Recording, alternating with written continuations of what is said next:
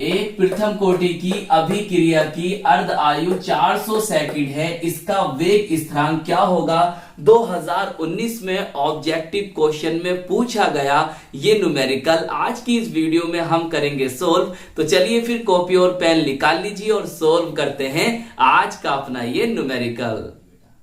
अब बहुत ध्यान से समझना है आपको। देखिए हमें दे रखा है अर्ध आयु काल, हाफ लाइफ पीरियड, इसे लिखते हैं हम टी हाफ से। टी हाफ दे दिया हमें कितना? 400 सेकंड। सही है, 400 सेकंड। तो इसका हमें वेग स्थिरांक बताना है, बोले तो के हमें ज्ञात करना है। तो प्रथम कोटि की अभिक्रिया के लिए इन दोनों के बीच क्या रिलेशन होता है? ब्लैक पेन निकालिए और ब्लैक पेन से लिखिए। सर रिलेशन होता है K is equal to 0.693 upon t half. सही, और ब्रैकेट में बंद कर दीजिएगा। देखो इस फॉर्मूले को ध्यान से समझो। इस फॉर्मूले के अकॉर्डिंग यहां से दो तरह के न्यूमेरिकल बन सकते हैं। वो कैसे बन सकते हैं? देखो उसने आपको अर्ध आयु या अर्ध आयु काल, हाफ लाइफ पीरियड दे दिया 400 सेकंड और वेग स्थिरांक आपसे पूछा। ऐसा भी कर सकता है कि वो आपको वेग स्थिरांक दे दे और टी हाफ आपसे पूछ ले। भाई आपको उसने यहां पर ये वैल्यू दी और ये पूछ लिया, तो ऐसा भी न्यूमेरिकल इन फ्यूचर आपसे पूछा जा सकता है कि जहां पर आपको वो के की वैल्यू दे देगा और टी हाफ की वैल्यू पूछेगा। तो इसीलिए बेटा आपको फॉर्मूले अच्छी तरह से याद होने चाहिए और आपको ये समझना भी चाहिए कि इस फॉर्मूले से और कितनी तरह के न्यूमेरिकल बन सकते हैं। चलिए अब इस फॉर्मूले में वैल्यूज को रखिए। देखिए भाई K is equal to 0.693 upon 400 second. सही, मात्रक का विशेष ध्यान रखें। मात्रक अगर आपका गलत हो गया, यूनिट आपका गलत हो गया, तो आपको न्यूमेरिकल में क्वेश्चन पर नंबर नहीं मिल पाएंगे बेटा, याद रखना।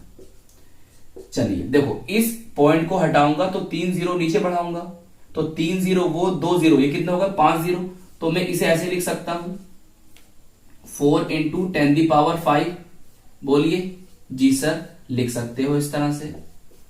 ये है आपका बेटा सेकंड। देखो जरा इसे इससे काटो तो कितनी बार जाएगा? सर ये जाएगा 173.25। सही है, 25 बार। मैं इसको ऊपर ले गया तो सर 10⁻⁻5। सेकंड को ऊपर ले गया तो सर सेकंड भी इनवर्स में आ जाएगा, -1। बोलिए अब आप अपने ऑप्शन में देख रहे हो कि डेसिमल इधर है, इधर है, इधर है, लेकिन यहां पर आपको जो डेसिमल है, जो दशमलव यहां है, तो मैं इस दशमलव को यहां पर लेकर आऊंगा। तो जब जितने डिजिट में जंप कराऊंगा उतनी पावर प्लस में जाएगी। जब हम डेसिमल को लेफ्ट साइड लेके जाते हैं, सही है, तो जितने डिजिट आते हैं उतनी पावर प्लस में जाती है। ये मैं आपको कितनी बार बता चुका हूं। तो बेटा बनेगा 1.7325। देखो एक बात और बताऊं मैं आपको।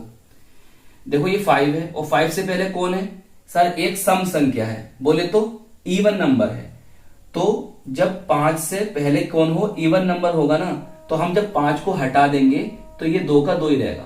सही है, 2 का 2 रहेगा। अगर बाई चांस यहां पर 5 होता और यहां 3 होता, ये कौन है? ऑड नंबर है, विषम संख्या है। तो जब हम 5 को यहां से हटाते तो इसमें एक अंक बढ़ा देते, मतलब ये 3 था तो यहां 4 हो जाता। 3 था तो कितना हो जाता? 4 हो जाता। ये राउंड अप का नियम होता है बेटा, या राउंडिंग अप का नियम होता है, इस बात को याद रखना। चलिए 5 था, इसे हटा दिया, 2 का 2 रहेगा।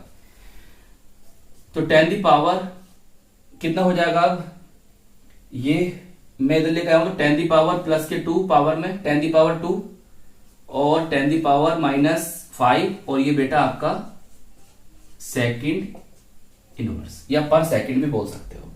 अब देखो यहां से ये घट जाएगा तो कितना बचेगा? मैं यहां लिख देता हूं कितना बचेगा।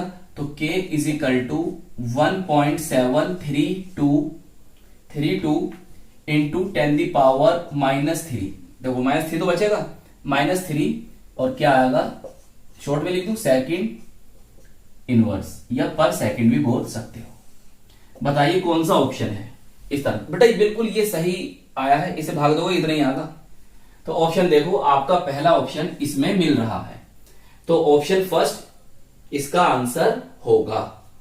तो आई होप ये छोटा सा न्यूमेरिकल आपके अच्छी तरह से समझ में आ गया होगा। अपना ख्याल रखिएगा, खूब मेहनत से पढ़ाई करते रहिएगा। हम मिलेंगे आपको इसकी नेक्स्ट वीडियो में।